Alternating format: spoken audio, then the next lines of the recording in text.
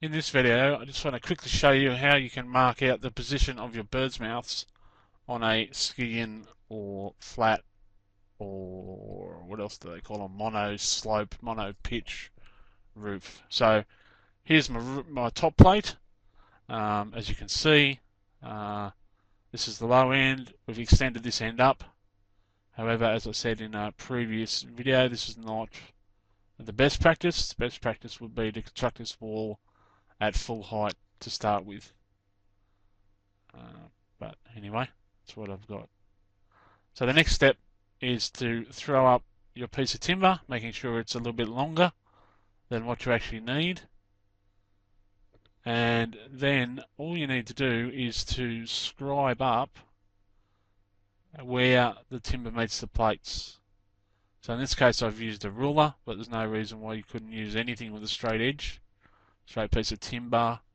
A spirit level would be preferable because you'll be able to make sure that it's plumb. So if I zoom in, you can see I've just come up straight off the plate, straight up, and that will give me my what we call the plumb bevel.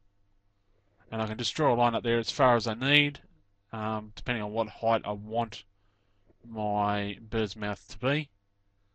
And that's it. As I said, a spirit level would be good because you can check that it's actually plumb, and presuming this wall's plumb.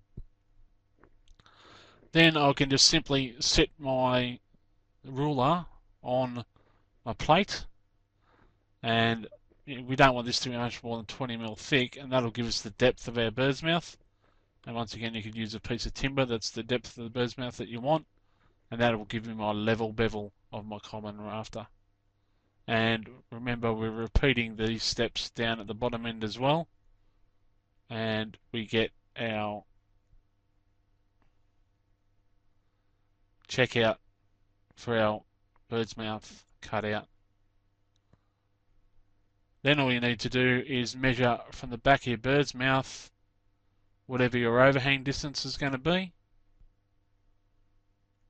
Mark it and cut it, and repeat the same at the front end. So we measure from the back of our bird's mouth, allowing for the width of our plate, and then whatever the overhang is going to be at that end. And then we have ourselves a pattern rafter for this Skillion roof.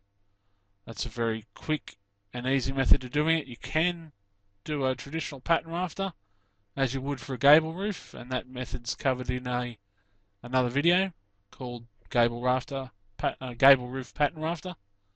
However, that's a very quick and easy way of doing it for a Skillion roof.